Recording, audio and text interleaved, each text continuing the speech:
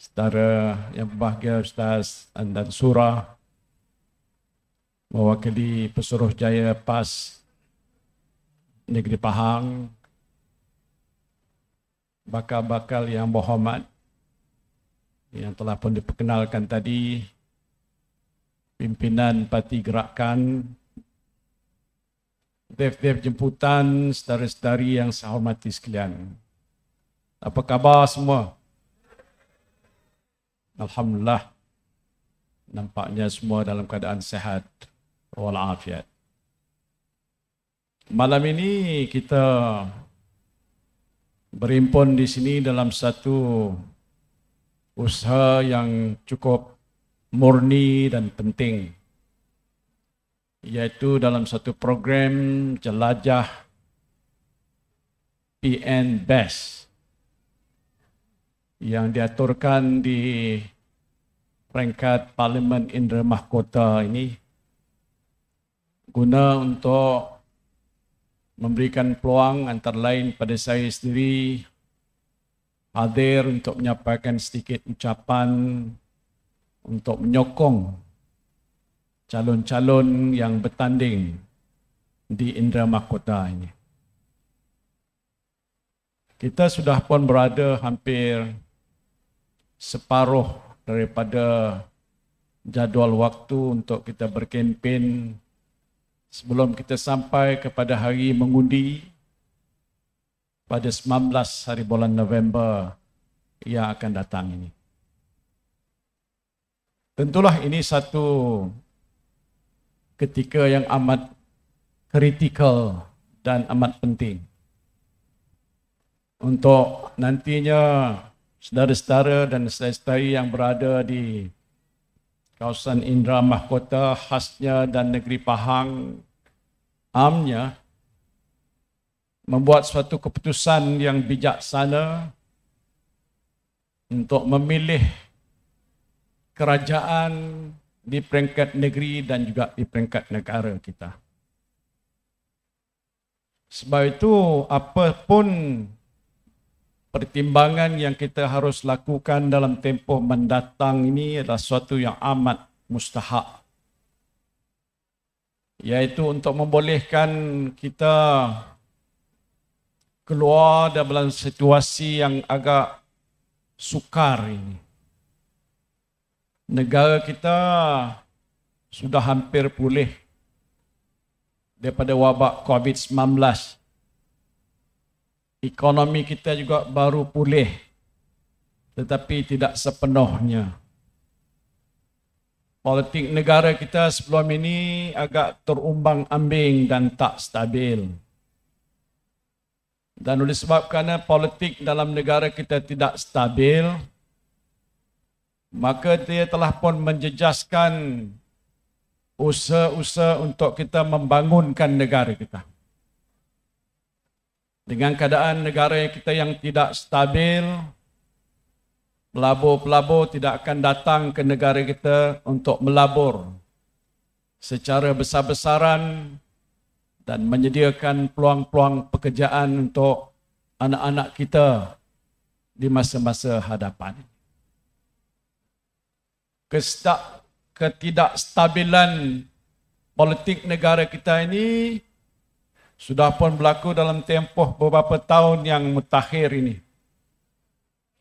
Ia berlaku bukan kerana dia berlaku begitu saja, tetapi berlakunya ialah kerana adanya tindakan-tindakan oleh parti politik dan ahli-ahli parlimen yang terpaksa dengan sebab itu berlaku perubahan itu berlaku untuk sepanjang masa ke hadapan ini. Negara kita akan berada dalam satu situasi yang lebih buruk. Nasib rakyat kita yang terkesan dengan begitu hebat di waktu pandemik COVID ini berlaku akan terus berlaku kerana usaha-usaha untuk membantu dan membela nasib rakyat kita yang agak bertambah buruk dan miskin itu sukar dilaksanakan. Apalagi kita sedar sebelum daripada ini pun situasi negara kita berhadapan dengan masalah ekonomi yang berlaku bukan saja mungkin di Malaysia tapi di seluruh dunia.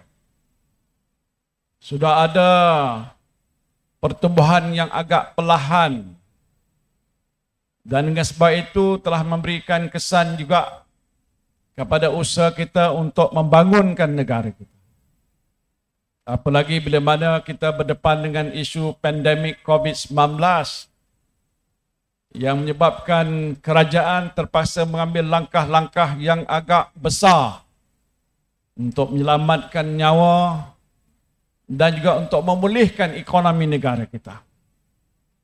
Ini belum terhasil sepenuhnya. Keadaan masih tidak menentu pada hari ini. Malahan satu daripada kesan besar yang kita hadapi sekarang ini, selepas kita melalui satu tempoh lebih kurang 2 tahun, ialah makin ramai rakyat kita yang jatuh miskin. Waktu sebelum pandemik COVID, memang ada usaha dibuat untuk mengatasi masalah kemiskinan. Sedikit sebanyak sudah pun tercapai tapi tidak tercapai sepenuh. Masih terdapat hampir 40% penduduk dalam negara kita termasuklah di Pahang ni yang masuk dalam kategori miskin. Dalam susunan kategori itu yang terbawah sekali ialah B40, bottom 40, iaitu mereka yang berpendapatan isi rumahnya bawah RM4,300 kalau tak silap saya. 40% itu sudah satu jumlah yang besar. Kalau 40% daripada 30 juta rakyat, hampir 12 juta rakyat kita tergolong dalam golongan yang miskin. Malahan sebahagian daripada mereka berada dalam kategori miskin tegar. Tetapi selepas pandemik ini berlaku di negara kita, kadar kemiskinan negara kita sudah bertambah. Daripada 40% sudah naik kepada 61%. Bukan berkurangan, tetapi bertambah. Dalam situasi keadaan di mana saya berada di sini sekarang ini pun, usaha untuk mengatasi masalah itu belum lagi selesai. Kalau saudara ingat, waktu saya memimpin negara sebagai Perdana Menteri, sementara kita nak menguruskan masalah supaya rakyat kita tidak akan terjejas dan dijangkiti dengan COVID-19, kumpulan rakyat kita yang tidak mempunyai pendapatan, yang tersekat kerana adanya pentah kawalan pergerakan, jangan ke mana-mana, jangan ke sana, jangan ke sini, jangan ke sana, jangan ke sini, dah dijadikan lagu rap oleh anak-anak muda. Kita membekalkan sejumlah, mungkin jutaan kotak-kotak makanan, bakul-bakul makanan yang diedarkan di seluruh negara. Hampir 20 juta rakyat Malaysia mendapat bantuan daripada Kerajaan Perikatan Nasional di waktu itu di bawah pimpinan saya. Tetapi itu untuk suatu tempoh yang singkat untuk menahan supaya mereka tidak hidup dalam keadaan yang lebih sengsara dan sukar. Supaya ada di atas meja mereka ini makanan. Tidak ada keluarga yang mati kebuluran. Tetapi hakikatnya sampai hari ini masalah itu belum lagi selesai. Saya menceritakan ini untuk menggambarkan situasi krisis yang mungkin tidak disedari oleh ramai kita ini. We are in a state of crisis. Krisis kesihatan mungkin sudah reda tapi belum selesai sepenuhnya. Ada terdapat varian COVID-19 yang baru yang ditemui. Doakanlah mudah-mudahan dia tidak akan merebak macam mana yang berlaku waktu pandemik COVID-19. Jadi kalau kita sedar kita berada dalam situasi yang sukar, apakah langkah yang boleh kita buat untuk membantu supaya nasib rakyat kita ni terbela, tidak tertekan dalam keadaan yang lebih daif dan sengsara ini. Berserah ini, kalau ingat saya waktu saya belajar di sekolah tu, pekerja-pekerja mereka ataupun penduduk sini ramainya nelayan. Betul?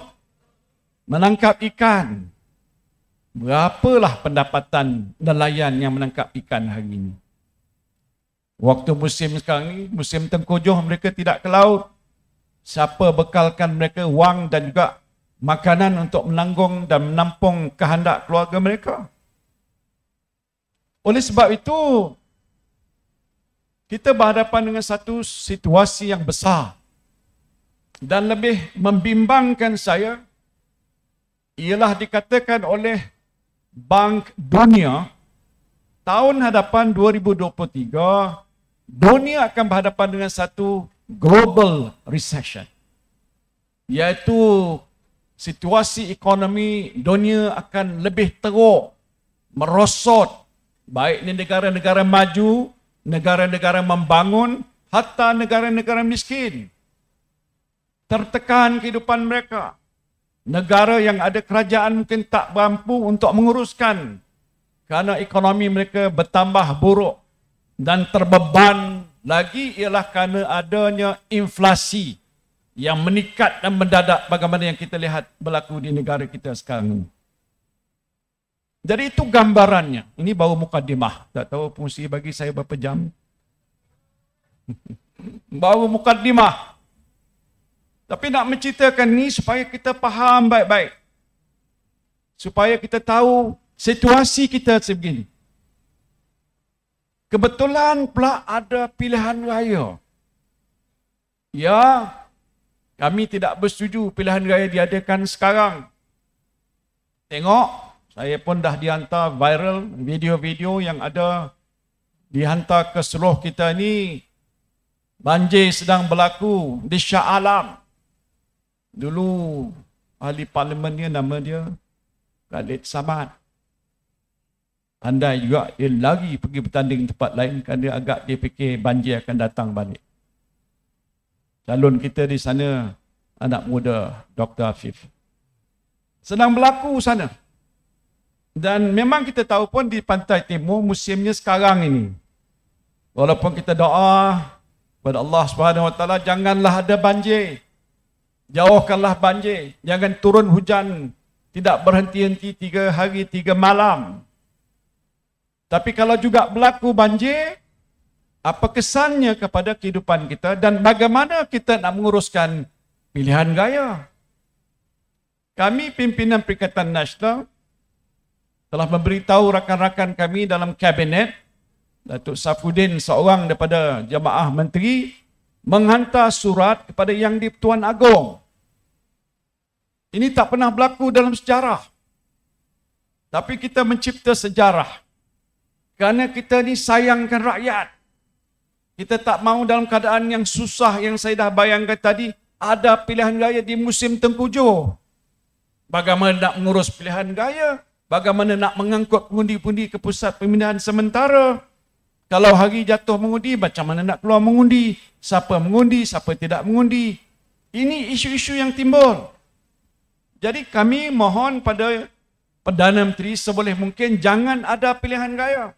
Saya sedar, kabinet tak bincang secara mendalam, betul tak? Betul saya pilih. Dia bincang sepintas lalu saja. Tetapi kena dasarkan daripada Presiden UMNO. Siapa nama dia? Siapa? Zahid Hamidi. Dia Presiden UMNO. Dia minta supaya pilihan raya mesti ada sekarang. Dia desak pada Perdana Menteri Datuk Ismail Sabri supaya segerakan pilihan raya. Kita beritahu jangan ada. Tetapi kerana terdesak dan didesak oleh pihak UMNO dan Barisan Nasional untuk dipercepatkan pilihan raya, sedangkan tempoh kerajaan yang ada ni masih ada lagi sampai tahun depan, bulan Jun, tak silap saya, begitulah. Lama lagi. Yang kau nak cepat-cepat ni buat apa? Itu bahasa orang buang. Kenapa nak pilihan raya cepat-cepat? Tunggulah dulu. Kok dah lepas musim tengkujuh bulan 3, bulan 4 dah kering. Kita buatlah pilihan raya. Apa salahnya? Tak nak cepat. Tuan-tuan tahu tak kenapa dia nak cepat? Kenapa dia nak cepat? Kerana Zahid Hamidi sekarang ni berhadapan dengan 87 pertuduhan. Bukan 1, bukan 2, bukan 3, bukan 10, bukan 20, bukan 30. 87 charges. Hari tu katanya agak mungkin kes 40 tu tak ada apa-apa. Peguam negara merayu balik supaya dibicarakan semula. Balik semula ke 87 pertuduhan. Kalau saudara lah, bayangkan saudara lah kena 87 pertuduhan. Na'udzubillahi min zalik. Tak kita doa ni. Tapi mencontohkan, ambil contoh tu. 87 pertuduhan. Naik mahkamah tak tahu dah berapa ratus kali. Balik ke rumah. Saya fikir kalau saya tak banyak, 1 pertuduhan pun saya dah tak boleh tidur malam. 2, tak boleh makan langsung. 87. Maksud saya itu dari sisi psikologinya. Dia dah terkesan dalam kepala dia ni bahawa mungkin tak lama lagi dia akan dijatuhkan hukuman bersalah. Dan kalau dijatuhkan hukuman bersalah, dia dah nampak dah kawan dia kat dalam yang ada dekat penjara Kajang. Siapa kawan dia tu? Tak maaf lah orang Pekan. Nasib baik Kak Indra Mahkota. Bosku ada kat sana. Dia kata, cepatlah Zaid. Aku tinggal seorang, takut hantu ada dalam penjara ni. Ceritanya, ini saya reka je lah. Jadi, dia ni begitu rupa tertekan, dia paksa Perdana Menteri. Yang ini baru cerita. Waktu saya jadi Perdana Menteri pun cerita sama dia. Yang saya ceritakan sekarang ni, dia saman saya. Tapi peguam saya berkata, Tan Sri kalau mana-mana nak ceramah macam di Indra Mahkota boleh cerita. Dah ada dalam affidavit saya. Untuk menyatakan memang dia datang rumah saya, bawa failnya bertimbun-timbun. Bukan 1, bukan 2, mungkin 87 keping fail. 87 pertuduhan. Dia jumpa saya, yang hadir menjadi saksi ialah Tok Guru Hadi. Yang juga jadi saksi ialah Datuk Seri Azmin Ali. Mereka jadi saksi. Dan mereka juga dah keluar kenyataan affidavit untuk membantu saya dalam kes yang saya disaman oleh Zahid Hamidi, katanya saya berbohong. Saya tak pernah bohong, bapa saya Tok Guru. Dia kata salah berbohong, hukumnya berdosa. Jadi saya tak pernah berbohong. Tapi ceritanya, Zahid Hamidi bawa fail ni, minta tolong saya seboleh mungkin untuk jatuh ataupun buangkan kes ni. Suruh kes itu ditarik balik. Dia beritahu, Tan Sri, saya tak buat apa-apa. Saya tak buat salah. Zahid, kalau kau tak buat salah, apa yang kau takut? Pergilah ke mahkamah. Kalau dah dibicarakan dengan adil, kau akan dibebaskan. Betul tak? Tapi agak dia rasa dia bersalah. Jadi saya tak boleh campur. Ini urusan kehakiman. Dalam sistem negara kita ada 3 punca kuasa. Eksekutif, ketuanya Perdana Menteri. Legislatif iaitu perundangan. Dewan Undangan Negeri, Parlimen Dewan Negara. Ketuanya lah Speaker dan juga Parlimen. Satu lagi ialah kehakiman. Ketuanya ialah Ketua Hakim Negara. Saya tak boleh angkat telefon beritahu dengan Tan Sri Maimun. Tan Sri Maimun, gugurkanlah kes Zahid. Boleh saya buat begitu? Tak boleh.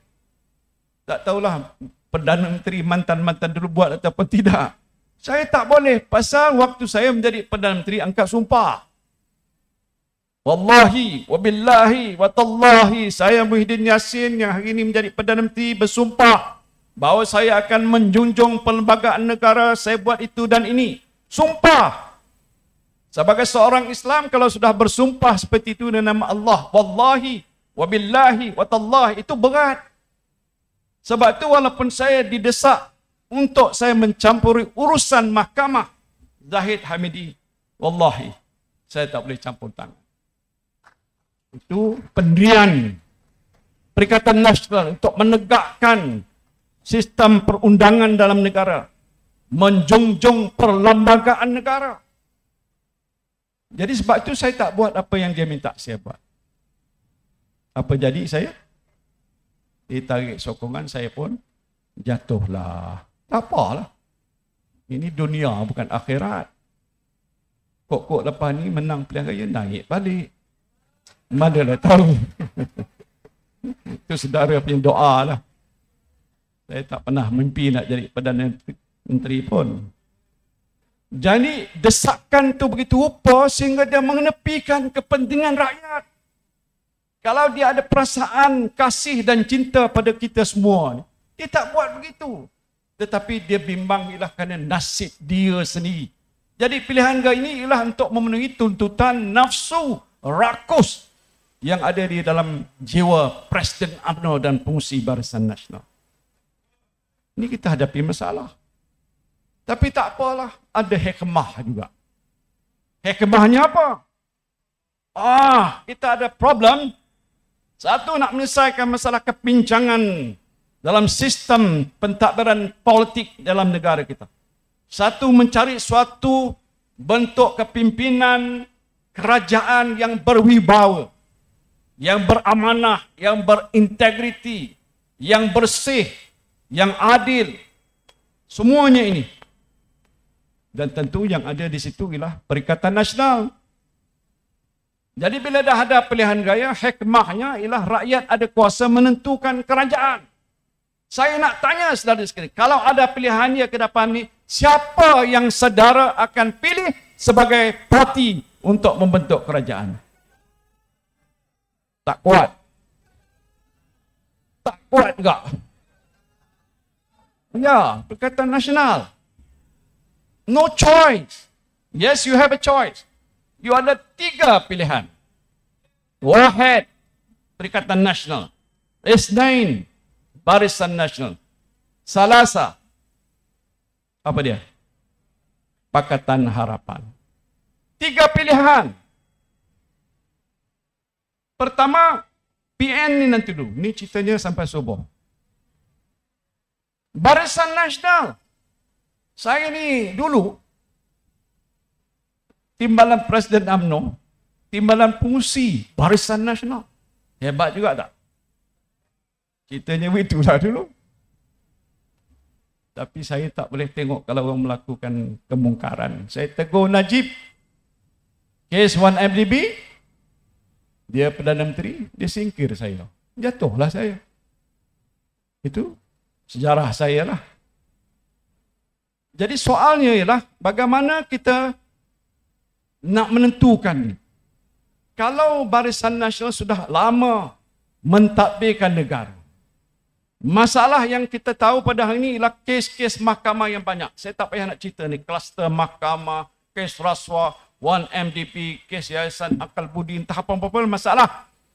Kluster dulu kita bincang kluster ni waktu COVID-19. Kluster tabligh yang pertama, ingat? Lepas tu merebak tempat lain, kluster itu, kluster ni, kluster ini, kluster mahkamah, kluster pula. Bukan kluster COVID mahkamah, tetapi kluster orang-orang yang sudah terlibat dalam kes-kes jenayah yang berhadapan dengan tuduhan di mahkamah. Ini sudah terpalit. Baru-baru ini, saudara, saya menerima satu video. Mungkin saudara juga terima. Ucapan daripada Presiden UMNO dan Pengurusi Barisan Nasional di Convention MIC Kebangsaan, parti gabungan dalam Perikatan dalam Barisan Nasional. Zahid Hamidi kata apa? Ini pilihan raya ini ibu bagi segala pilihan raya. Kita mesti menang. Kalau kita tak menang, apa jadinya kita? Lepas tu dia tengok ujung sana, timbalan Presiden UMNO, Dato' Ahmad Hassan. Kamu next. Awak yang kemudian lepas ni, awak nombor 2 kena nanti. Sebelah dia dulu Presiden MIC, dia kata, Vicky, don't laugh. Jangan ketawa, engkau pun akan kena. Datuk Isyamuddin pun ada kat situ, engkau pun juga, Wika Siong engkau pun juga, Saravanan engkau pun juga.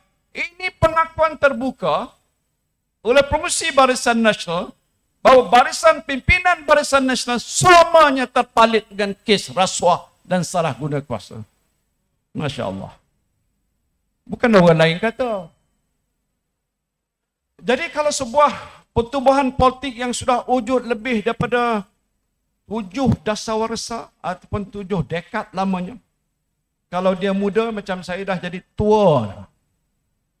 Tua kita sebagai umur tua. Tapi parti politik bila dah lama begitu berjuang, dia dah lupa asas perjuangannya. Dia sudah terkeluar daripada landasan perjuangannya. Ya dulu ialah untuk bangsa, agama, negara, macam-macam lah yang diperjuangkan. Tapi hari ini sudah meninggalkan asas perjuangan yang telah pun diasaskan oleh pemimpin-pemimpin terdahulu. Sehingga UMNO sudah disinonimkan dengan masalah salah guna kuasa, rasuah dan sebagainya. Jadi pasti kita pengundi yang bijaksana boleh memikirkan, wajarkah kita nak berikan satu undi kepada semua calon-calon Barisan Nasional? Ini yang hadap di sini calon Perikatan Nasional. Mereka akan tanding lawan kita, iaitu daripada Parti Barisan Nasional. Jangan bagi satu undi pun. Bukan saja dia orang kata tidak membantu, tetapi mudarat. Mudaratnya apa? Cerita yang terbaru yang saya dengar ialah bahawa Perdana Menteri dah kata bahawa mungkin dia tak dapat satu majoriti yang besar dan tak boleh membentuk kerajaan. Datuk Seri Zahid Hamidi pun dah kata dia bersedia untuk membentuk satu jajaran dan juga bentuk kerjasama dengan mana-mana parti politik yang bersedia untuk bekerjasama dengan UMNO. Tapi pertama dia dah tolak dah. Dia tak nak kerjasama dengan Bersatu. Dan usaha yang telah pun dibuat oleh Presiden PAS, rakan-rakan kita dalam PAS untuk sama-sama mengajak kita dalam suatu jamaah untuk kepentingan dan perpaduan ummah ditolaknya. Dia tolak Bersatu dalam Perhimpunan Agung UMNO. Dia tak mau bersatu kerana dia kata kami ni pengkhianat. Jadi kalau dia tolak Perikatan Nasional, yang dia tahu dia tidak mau bekerjasama tu, siapa pilihan dia agaknya? Siapa dia? Pakatan Harapan. Saya dah dapat satu cerita yang sahih. Saya tak payah perlu beritahu sumbernya. Cerita sahih ini mengatakan memang ada persefahaman yang sudah terjalin antara Zahid Hamidi dengan Anwar Ibrahim. Supaya lepas pilihan raya ini, kalau UMNO dan dia tahu tak akan dapat sejumlah kerusi yang mencukupi untuk bentuk kerajaan sendiri, macam masa-masa yang lampau, maka dia akan ambil langkah untuk bergabung dengan parti Perikatan ataupun Pakatan Harapan yang dipimpin oleh Anwar Ibrahim. Saudara tahu siapa di sebalik Pakatan Harapan Anwar Ibrahim? Siapa dia? DAP. DAP ni saudara pun tahu bagaimana ideologi DAP yang telah terbentuk sekian lama tu. Dia adik-beradik dengan PAP di Singapura. Dia menolak hak istimewa orang Melayu, tidak mendukung perjuangan Islam sebagai agama persekutuan. Banyak perkara yang dilakukan bercanggah dengan kepentingan rakyat kita, khususnya orang-orang Melayu. Saya duduk dalam kerajaan sekejap nama Datuk Saifuddin. We were there together dengan Tuan Dr. Mahathir waktu jadi Perdana Menteri kali yang kedua, yang membentuk kerajaan Pakatan Harapan yang katanya hanya 22 bulan. Kita duduk kat situ. Saya sendiri sebagai Menteri Dalam Negeri, Datuk Saifuddin sebagai Menteri Luar. Saya duduk dalam negeri, dalam mesyuarat, dalam banyak perbincangan ditekan oleh DAP.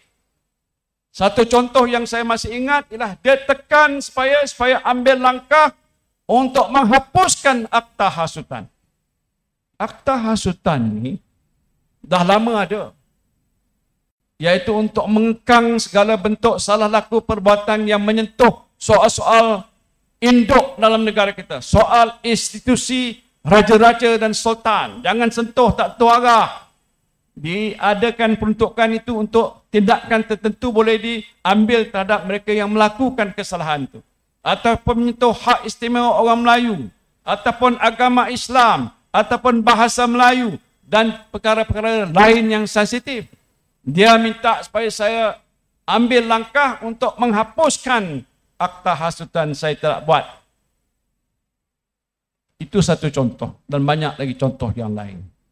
Bermakna bahawa kalau betullah UMNO dan Pakatan Harapan akan bergabung membentuk satu jajaran baru, siapa yang akan lebih menguasai dalam jajaran baru? UMNO ataupun Pakatan Harapan? Pasal UMNO mungkin tak dapat banyak kerusi. Macam di Pahang ni saya dah nampak setiap hari dia merosot. Betul tak? Sokongan orang kita sekarang ni lebih banyak menghala kepada Perikatan Nasional.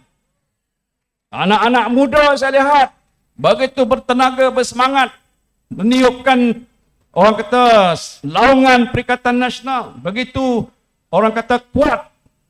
Sambutan mereka pada perjuangan kita agak nyata dan jelas.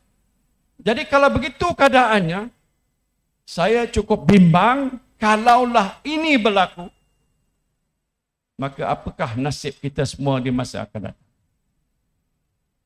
Tetapi nasib baik ini peringatan, belum berlaku. Tetapi boleh berlaku. Khususnya kalau pengundi Melayu salah pertimbangan. Termasuklah pengundi yang sekarang ini menjadi ahli UMNO. Saya tak tahu kalau di belakang kok ada orang-orang UMNO duduk. Ada ya. Saya nak cakap pada mereka. Nak beritahu pada mereka, sekarang ni yang bertanding seperti di India Mahkota ataupun di mana kursi di seluruh negara ni, tiga parti utamanya, Perikatan Nasional, Barisan Nasional, Pakatan Harapan. Tetapi Barisan Nasional, komponen terpenting ialah UMNO.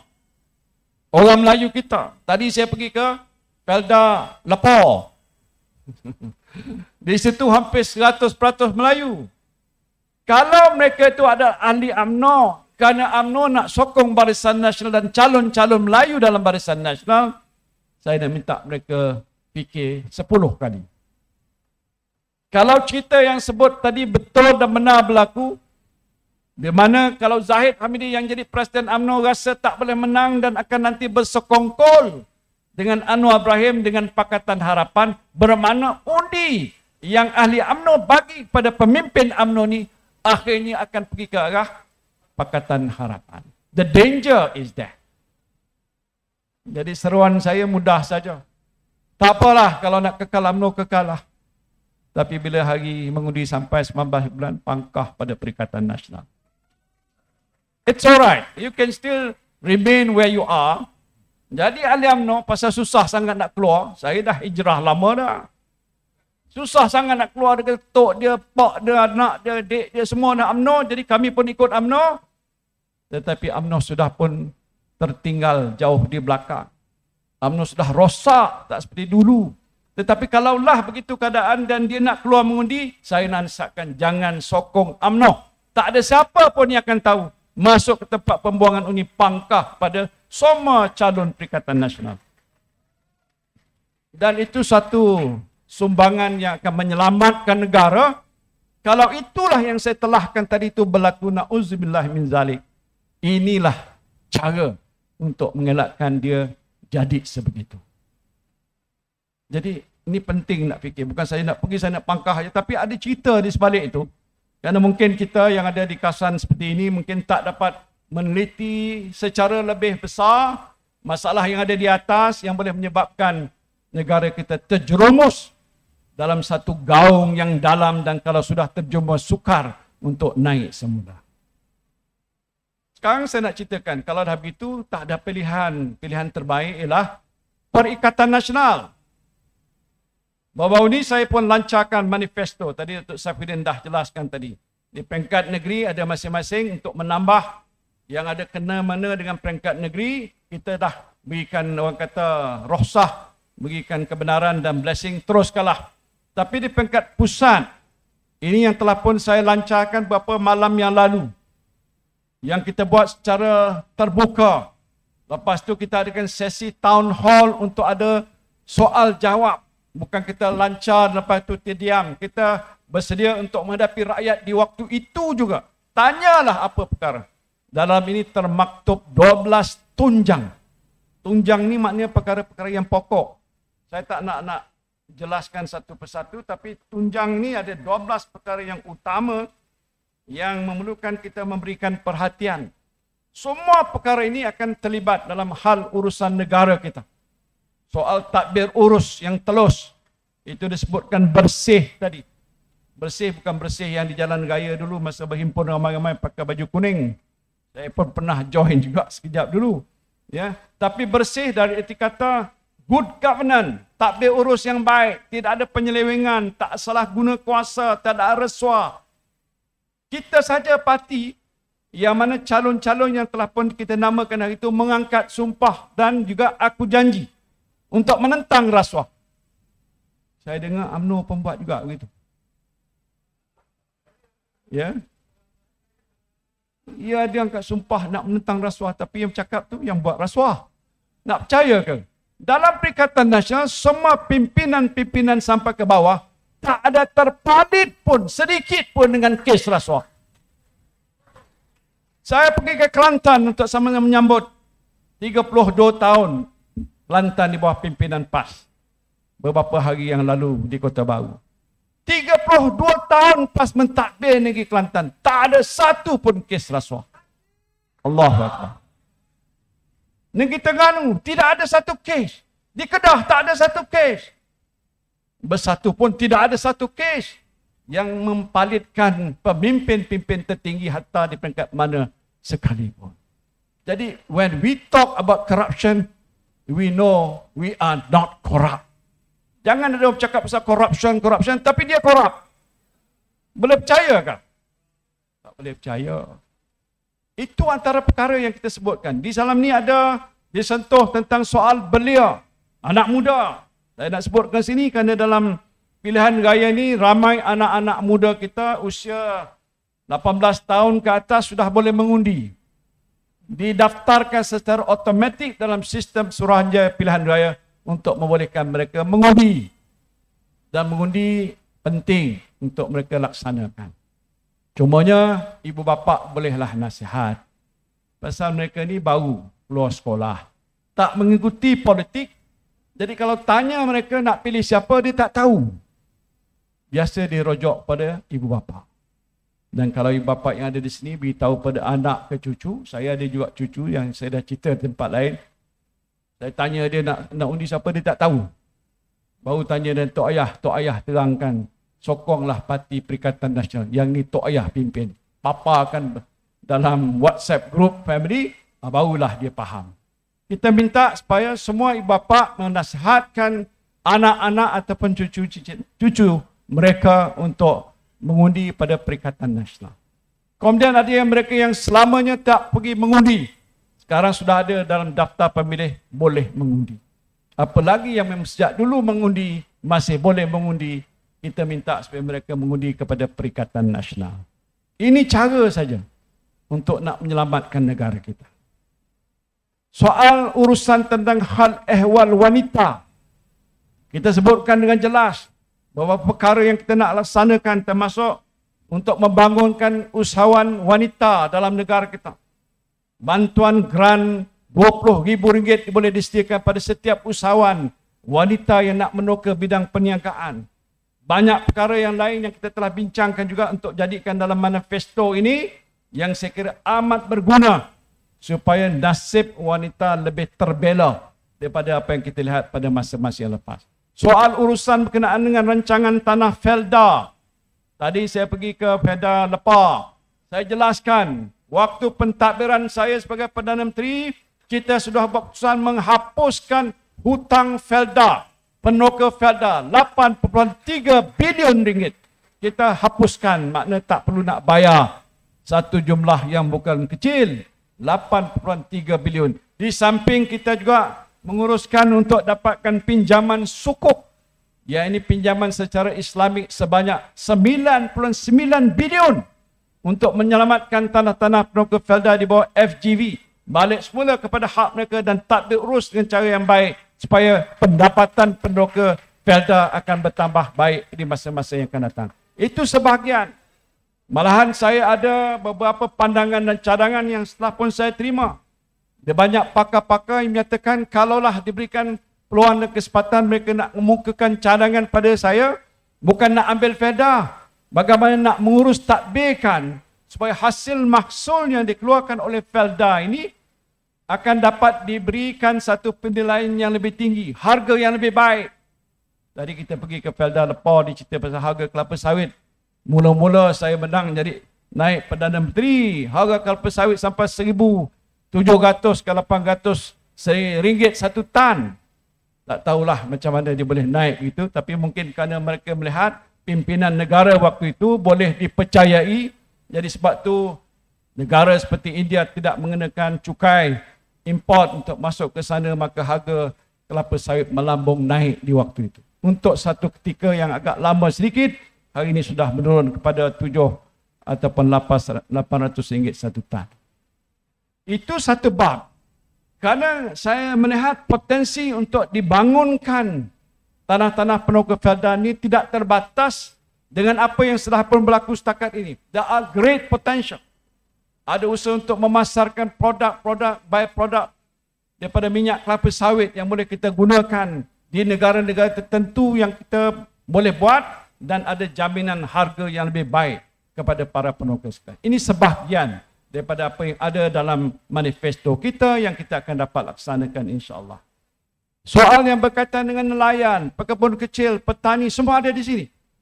Jadi ini kalau saudara ambil sebagai satu rujukan dibandingkan dengan manifesto daripada Barisan Nasional dan manifesto daripada Pakatan Harapan, saya boleh garanti ini manifesto Perikatan Nasional yang terbaik yang kita tawarkan untuk rakyat Malaysia untuk menjamin kelangsungan hidup yang lebih baik di masa-masa yang akan datang. Jadi saudara sekalian, sedikit saja penjelasan yang telah pun saya buat tadi menunjukkan bahawa untuk masa ke depan yang tinggal beberapa hari ini kita harus membuat satu keputusan yang tepat. Ya, waktu saya berucap di sini ada gerakan dan kempen sana untuk memburuk-burukkan kita. Macam Anwar Ibrahim bahawa ini mengatakan saya ini bapa PKP. Saya ini bapa PKP. Saya gagal menguruskan COVID sehingga 36,000 rakyat Malaysia terkorban oleh wabak penyakit COVID. Ini Anwar Ibrahim buat pertuduhan pada saya. Saya dah jawab. Tapi malam ni sedikit saya nak jelaskan, itu adalah orang kata allegation yang bohong. Kerana hari ini ada keluar satu artikel dalam The Edge yang ditulis oleh pakar, antara lain menyatakan bahawa tindakan yang telah dibuat oleh saya waktu memimpin negara menguruskan COVID adalah antara yang terbaik di seluruh dunia. Bukan saya kata. Kalau saya kata, tuan-tuan kata ini masuk bakul, angkat sendiri. Saya tak ada bakul nak angkat pun. Ini terbukti. Dia ada dia punya ambang ataupun tahap-tahap yang dia jadikan ukuran. 36,000 mungkin besar kalau kita buat perbandingan mudah. Tapi Amerika Syarikat, negara yang termaju, terkaya di dunia, yang terjangkit dengan COVID ni saya fikir berjuta bilangan. Yang terkorban yang saya ingat 1.6 juta rakyat Amerika mati terkorban oleh COVID. Russia hampir 800,000. India 500,000. Malaysia 36,000 aja. Ya. Ramai ke? Ya ramai, tapi tak seramai kalau dibanding ikut formula apa yang berlaku di negara-negara lain. Kenapa kita buat PKP? Ya, Anwar Ibrahim boleh kata banyak sangat PKP. Pandai dia cakap. Waktu kita berhadapan dengan masalah COVID, dia tak pernah keluar pun bagi nasihat pada saya. Saya menguruskan COVID tiap-tiap hari, menghadap ini skrin kat rumah saya, bincang secara Zoom, bercakap secara video conferencing, pasal tak boleh duduk dekat-dekat. Dan di dalam tu ada pakar-pakar perubatan, pakar-pakar kesihatan, pakar-pakar ekonomi duduk sama-sama bincang macam mana nak menguruskan hal ehwal COVID. Sebab tu kalau sudah ingat, dulu bukan PKP. Yang pertama, Dr. Safidin kita putuskan 18 hari bulan Mac, semua kenakan PKP di seluruh negara. Tak pernah berlaku dalam dunia, tak pernah berlaku di negara kita. Kerana takut kalau tak buat begitu, wabak COVID boleh menular ke seluruh negara dengan begitu pantas dan cepat dan boleh menyebabkan ramai yang terkorban. Saudara mungkin tak terasa. Anwar Ibrahim duduk kat rumah elok-elok, main dengan cucu je. Dia tak payah buat apa-apa. Dia boleh kata, ya saya, I'm not responsible, I'm not the government. Ya. Tetapi bila saya duduk bincang, saya hadapkan dengan Menteri Besar Selangor. Menteri Besar Selangor adalah Menteri Besar Pakatan Harapan. Menteri Besar daripada Negeri Sembilan, Pakatan Harapan. Campur dengan Barisan Nasional pada bersama-sama. Kita tak fikir soal parti politik. Kita fikir soal nyawa dan nasib rakyat. Kita duduk sama-sama bincang. Mula-mula PKP, lepas tu PKPD, PKPP. Saya tak ingat berapa banyak jenis PKP. Pasal kita dah tahu, tak boleh kita kurung rakyat semua sekaligus duduk berminggu dan berbulan-bulan. Bila ada kes tertentu, seperti ada mungkin adalah kes di Kuantan, kita lock di Kuantan je. Tak seluruh negeri Kelantan ataupun Pahang kita buat begitu. Ini pengalaman yang kita pelajari dalam saat dan keadaan waktu itu. Bukan waktu zaman lapau, kita boleh rujuk dan jadikan panduan. Tak ada. Jadi ya Anwar Ibrahim boleh kata begitu. Tetapi patut Anwar Ibrahim mesti bersyukur. Betul tak? La in syakartum la azidannakum wa la in kafartum inna azabi lasyadid. Itu Allah sebutkan dalam Quran. Syukur. Dia lihat yang negatif, tak lihat yang positif. Langkah dan tindakan yang kami dalam Perikatan Nasional dah buat menyelamatkan nyawa lebih 30 juta rakyat Malaysia. Itu satu. Menyelamatkan ekonomi kita daripada jatuh dan rosak dan jahanam. Saya duduk dalam mesyuarat Majlis Tindakan Ekonomi sebagai pengusi. As a Prime Minister. Mesyuarat itu dibuat tiap-tiap minggu. Dalam masa COVID kita bermesyuarat soal ekonomi juga. Satu kali mesyuarat itu, Governor Bank Negara beritahu pada saya, dia kata Perdana Menteri, kalau sebulan lagi tak buka ekonomi negara Malaysia, seluruh ekonomi negara kita akan jatuh dan runtuh. Kalau saudara jadi Perdana Menteri, apa saudara nak buat? Amaran daripada pihak Governor Bank Negara. Ini pakar-pakar ekonomi. If you do not open the economy, the whole economy will just go down. Kita bincang, what are we going to do? Bila nak bincang dalam mesyuarat COVID ni, dia ada dua kumpulan, Menteri Ekonomi, Menteri Kesihatan. Masuk Menteri Sains, Teknologi dan Inovasi. Menteri Ekonomi, Datuk Azmin, siapa lagi yang ada, Tok Pa. Ini Menteri Ekonomi. Yang ini Menteri Kesihatan. Dan Mosti, dulu Adham Baba dengan KJ. Bila saya bincang, saya kata kita tak boleh buka sekarang. Menteri Ekonomi kata, sir, if you don't open now, ni banyak komplain-komplain daripada syarikat-syarikat besar yang menjadi sebahagian daripada supply chain. Malaysia pembekal komponen chip yang antara yang terbesar di dunia, tak boleh buat operasi. Dia kata besok mereka ni akan tutup kilang dan angkut segala khazanah di sini, pelaburannya hantar ke luar negara. Kebimbangan kita, Menteri Ekonomi. Tetapi kalau saya kata tutup, buka, nanti Menteri Kesihatan kata, kes-kes mencacak ni, Selangor yang paling tinggi. Selangor Negeri Pakatan Harapan, yang paling tinggi Negeri Pakatan Harapan.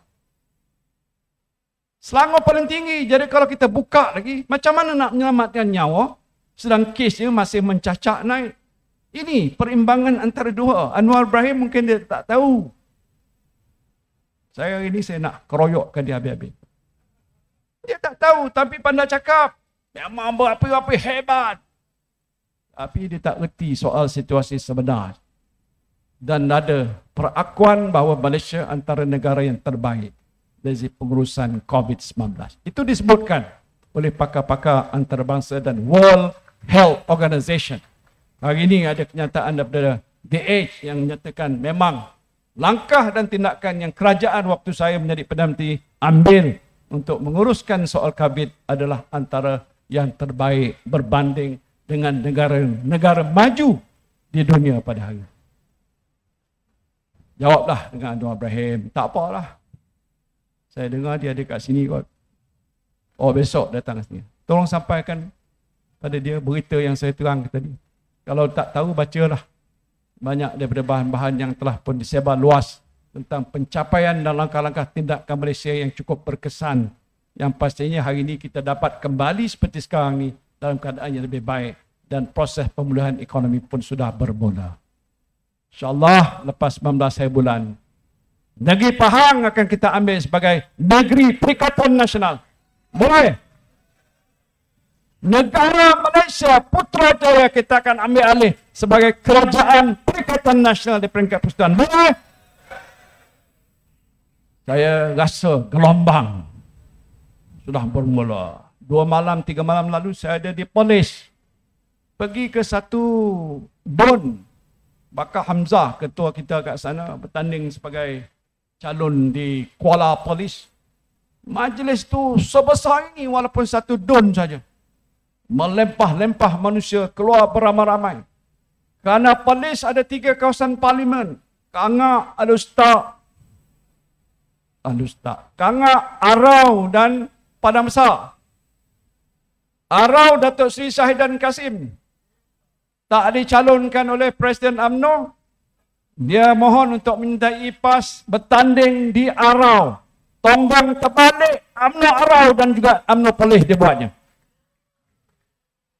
Zahidi dulu Timbalan Menteri, Ketua UMNO di bahagian Padang Besar tak juga dicalonkan. Sekarang ini bertanding bebas. Pecah belah UMNO jadinya.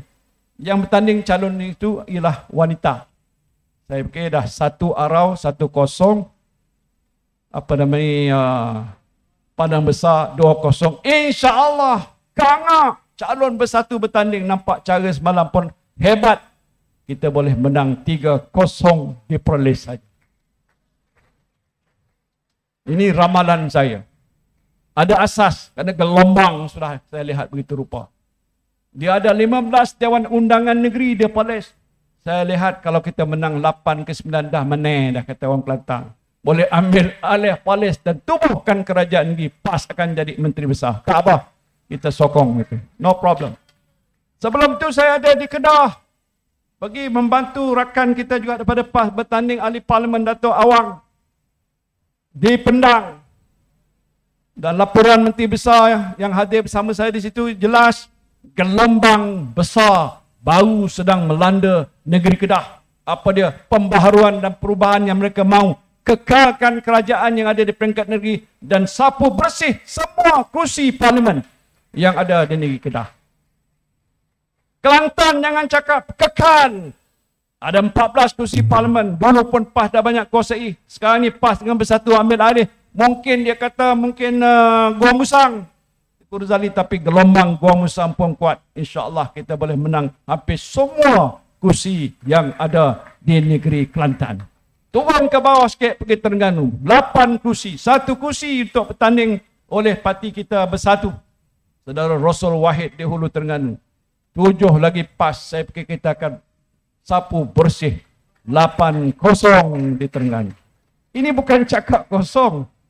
Nanti kalau saya nak cakap lain tu, kira-kiranya saudara fikir cukup tak bilangan untuk bentuk kerajaan? Berapa bilangan kursi kita mesti menang untuk bentuk kerajaan? 112. InsyaAllah. Dengan syarat kita kerja keras dan kuat. Jangan tutup PDM, bekerja keras, ada fulus boleh jalan, tak ada fulus pun kita jalan. Yang penting meyakinkan rakyat di bawah bahawa ini waktu ketika yang paling penting untuk mereka membentuk kerajaan dipimpin oleh saya di peringkat pusat dan juga di peringkat negeri oleh rakan-rakan pimpinan Perikatan Nasional di peringkat negeri Pahang. Saya fikir sudah ada gelombang Dan gelombangnya akan terus berlaku untuk sampai ke 19 hari bulan insya-Allah. Jadi yang penting kita usaha bersungguh-sungguh bersama dengan doa. Kuat-kuat mohon pada Allah Subhanahu wa taala agar kita mencapai kemenangan pada 19 hari bulan. Saya nak tunggu ketika 19 hari bulan. Saya akan ada di pusat utama, bilik gerakan utama. Biasa tentuan sikit je sebelum akhir ni. Lepas selesai diumumkan tu, kita biasa tak kira. Tetapi bila mana pengusi SPR jemput dan panggil dan cakap dengan kita, dia katalah Tan Sri dah dapat cukup bilangan, Tan Sri boleh tubuhkan kerajaan. Itu saya nak duduk tunggu. InsyaAllah kalau itu berlaku, kita berjaya membentuk kerajaan di peringkat pusat pada 19 hari bulan ini. Jadi itulah saja yang saya nak sebutkan pada malam ni. Agak dah lebih sedikit, tapi saya yakin dan percaya dengan penjelasan yang telah pun saya buat, maka kita berharap mudah-mudahan Perikatan Nasional akan memperoleh kemenangan. Perikatan! Perikatan! Perikatan! Takbir! Takbir! Takbir! PN Bas! Terima kasih.